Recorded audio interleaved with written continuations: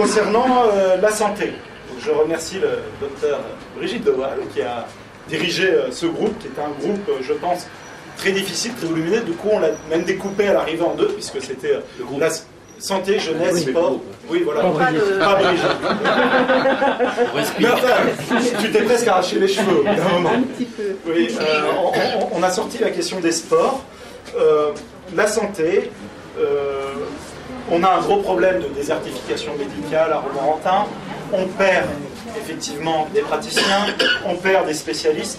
On veut faire de Romorantin une ville de villégiature pour les retraités. Et c'est très bien de construire des bâtiments, des infrastructures comme des domitis.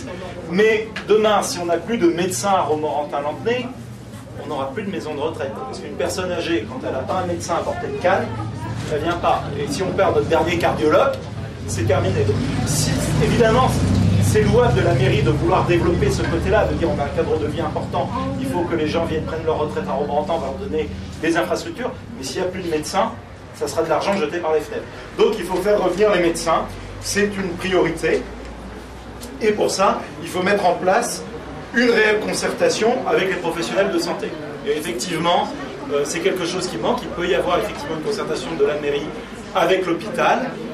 Avec les professions libérales, c'est quelque chose qui est beaucoup revenu. Il y a très très peu de dialogue. Et donc instaurer un dialogue, savoir quels sont les besoins, de quoi les médecins ont besoin, de le savoir, en tout cas c'est important.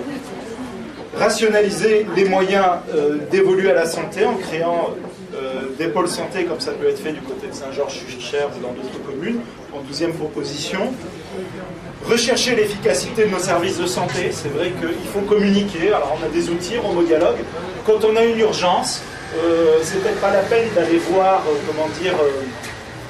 le médecin libéral. On a un hôpital avec des urgences qui fonctionnent. Quand on a un petit rhume, ça ne sert à rien d'aller encontrer les urgences de l'hôpital. Il y a des professions libérales. Et ça, c'est vrai que le réflexe sur notre commune n'existe pas. Il y a une vraie confusion chez nos concitoyens qui crée des embouteillages chez les libéraux et qui crée des embouteillages aux urgences. Donc, avoir une politique de communication qui permet d'utiliser convenablement nos moyens. Rechercher l'efficacité de nos services de santé. En 13e proposition, et notamment aller chercher les jeunes. Aujourd'hui, on sait très bien que c'est très difficile d'installer des médecins en zone rurale, et on a un creux à passer. J'ai discuté hier effectivement avec un médecin, il disait votre génération, ma génération, il y avait un numerus clausus de 3500. Aujourd'hui, on a 8000. Donc on est à pile poil dans le creux de la vague, puisque c'est ma génération qui arrive. Il faut 10 ans pour faire un médecin. J'ai eu le bac à 11 ans, 12 ans. T'étais précoce. Oui. Il y a. Oh, mais je fais des blagues. Et voilà, donc c'est la génération qui arrive, donc c'est le creux de la vague, donc c'est très difficile à trouver. Donc, le meilleur moyen d'avoir des médecins ruraux, c'est de trouver des étudiants qui viennent de chez nous et de les faire revenir. Vous pouvez revenir, il y a de la place pour vous à Romorantin. Et donc de créer une cellule à la mairie avec un monsieur santé qui, à la sortie du lycée, fasse des enquêtes et sache quels sont nos jeunes Romorantinais qui partent à la faculté de médecine à Tours. Et de façon, et de faire un audit maintenant de ceux qui sont à Tours, là de pouvoir les recontacter pour les faire revenir après. Et là, c'est là où on a finalement les meilleures chances, c'est qu'on a des gens qui connaissent le coin, qui ont de la famille dans le coin et qui ont envie de revenir. Mais ces jeunes-là, enfin moi je le sais, je suis de leur génération, on ne pense pas forcément à ça. On ne pense pas forcément à ça.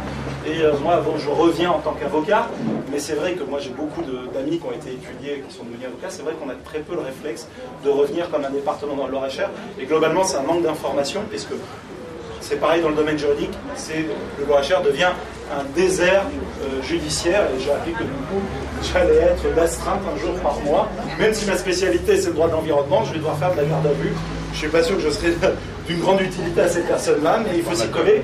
Nous sommes un désert judiciaire maintenant, et voilà. Donc, il faut le savoir, et plutôt que d'avoir nos jeunes qui sont médecins salariés ou avocats salariés à Paris au SMIC, et ben de leur dire vous pouvez venir ici, vous aurez du boulot, du bon boulot, et vous gagnerez mieux votre vie. Et voilà.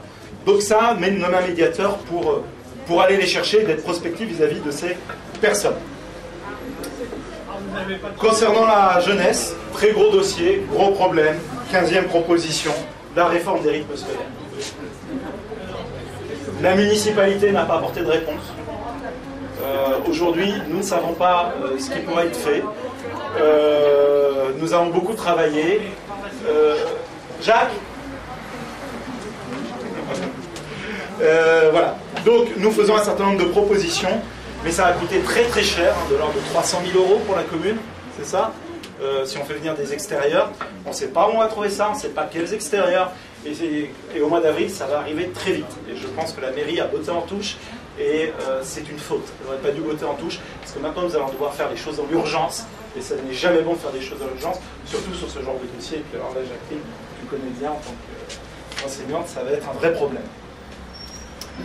16e proposition, simplifier au maximum l'organisation des horaires scolaires, uniformiser, permettre aux parents d'avoir des horaires plus simples. 17e proposition, diversifier les activités proposées aux élèves. Tout ça, ça va rentrer un petit peu dans le cadre aussi de la réforme des rythmes scolaires. Promouvoir le bio dans les cantines. Donc ça, je pense que la santé des enfants, c'est important. Promouvoir le bio, promouvoir les circuits courts, voilà, faire en sorte qu'il y ait une éducation alimentaire dès l'école. Et puis c'est la période où on grandit, donc c'est vraiment la période où il faut faire attention. En tout cas, moi professionnellement, j'y suis très sensible. J'ai vu un certain nombre d'études là-dessus. J'ai même vu des étudiants qui ont fait des stages sur ce sujet. Et moi, je mettrai un point d'honneur s'il faut dépenser un peu d'argent à faire en sorte que les enfants mangent correctement à la cantine.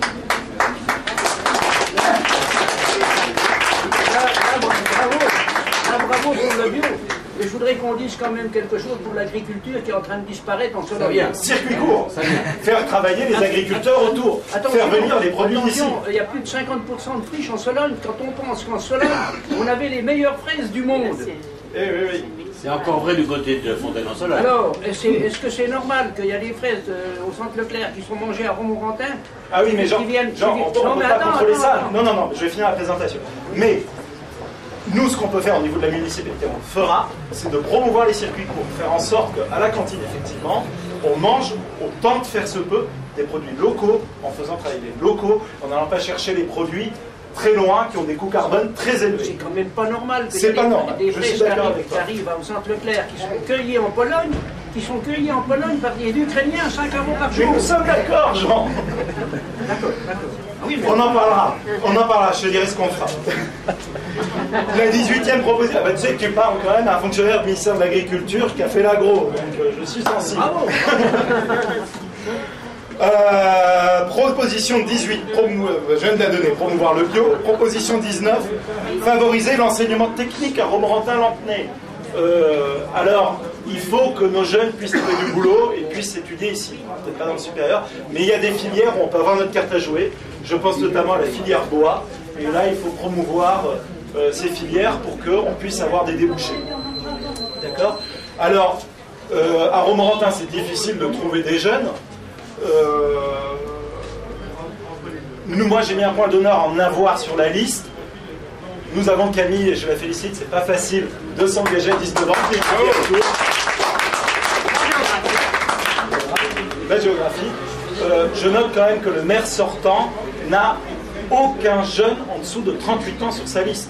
Alors sur les étudiants, je comprends, les étudiants à Romorantin, c'est difficile à trouver. Enfin, quand on cherche, on peut quand même en trouver quelques-uns.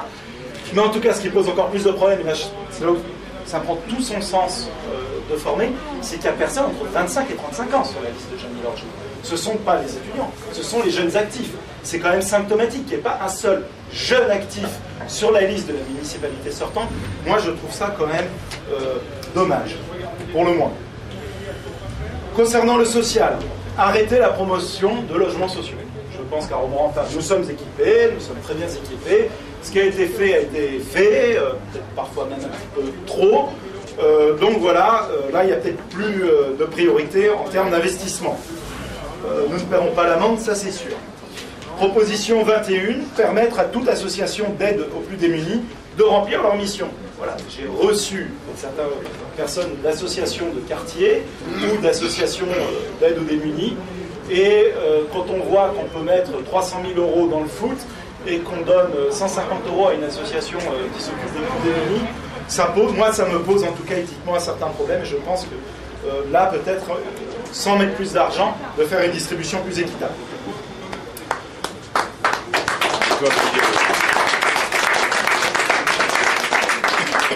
Concernant les sports, donc là, Vincent Glémaud, il n'est pas là, qui revient de Bretagne. Originaire de Bretagne, donc il fait un saut de temps en temps. Donc qui a bien travaillé, il a reçu tous les responsables, enfin tous ceux qui ont bien voulu, il a lancé des invitations grâce à Thierry Villebon. Ils ont visité les stades, donc ils ont fait un état des lieux. Donc il y a, je pense, un assez bon état des lieux dans le programme que vous trouverez sur les différents stades. Pierre-Vivet, Hérault, Stade Tournefeuille, le gymnase Saint-Marc, la Doumègue et Saint-Martin. Donc ça, je pense que c'est important de voir. Et il a pointé les besoins pour chacun d'eux. Et en termes de proposition, la proposition phare, c'est de créer un Romo Millennium, donc du côté de la pyramide, qui se décline dans un certain nombre de propositions. Rénover, promouvoir la patinoire. Aujourd'hui, on a un problème avec la patinoire. On a un très bel outil. D'abord, c'est la seule patinoire de la recherche. Ça s'est passé. Il faut communiquer parce que peut-être qu'il y a des gens à Blois qui seraient très contents de savoir qu'il y a une patinoire à Romo et de faire les 40 minutes pour venir patiner ou faire partie de l'équipe de hockey sur glace. Et cette patinoire n'est pas isolée, ce qui nous interdit de l'ouvrir pendant 3 à 4 mois chaque année.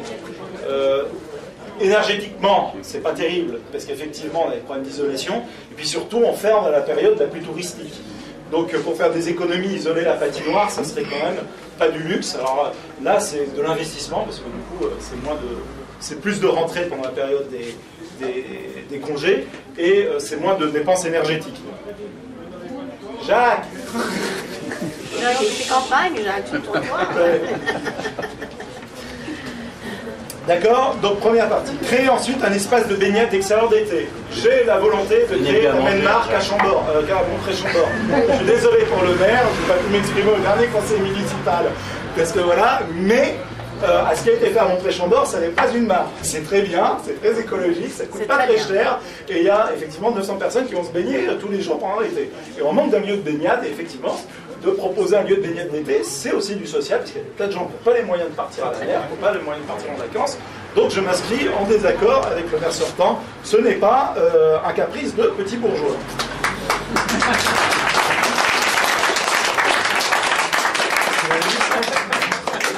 Je ne sais pas comment on a dit. Proposition 24.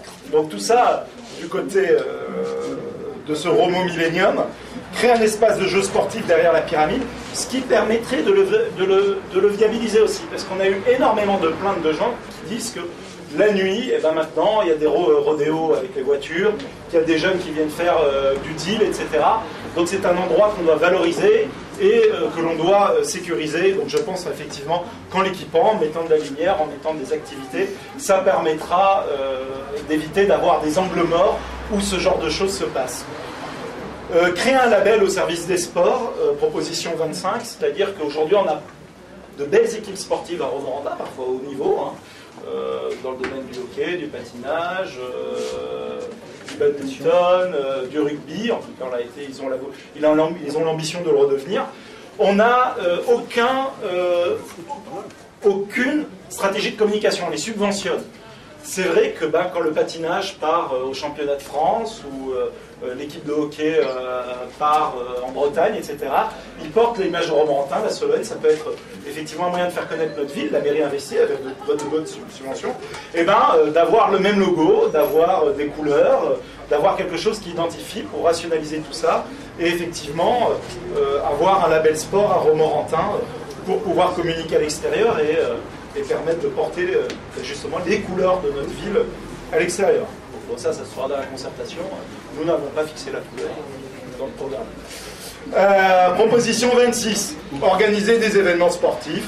Donc voilà, c'est vrai qu'on a de belles installations à Romorantin et parfois il manque pas grand-chose pour pouvoir organiser de belles manifestations. Par exemple, la patinoire, on a une très belle patinoire, on n'a pas de gradin. C'est-à-dire qu'on pourrait faire presque des championnats de France, parce qu'ils m'ont dit à certains niveaux, mais quand on n'a que 80 places assises, on ne peut pas faire de championnat de France. Donc effectivement, c'est dommage quand même d'avoir une belle patinoire comme ça et de ne pas pouvoir la remplir, parce qu'il manque des gradins. Voilà pour le côté sportif. On rentre dans un domaine qui me tient à cœur.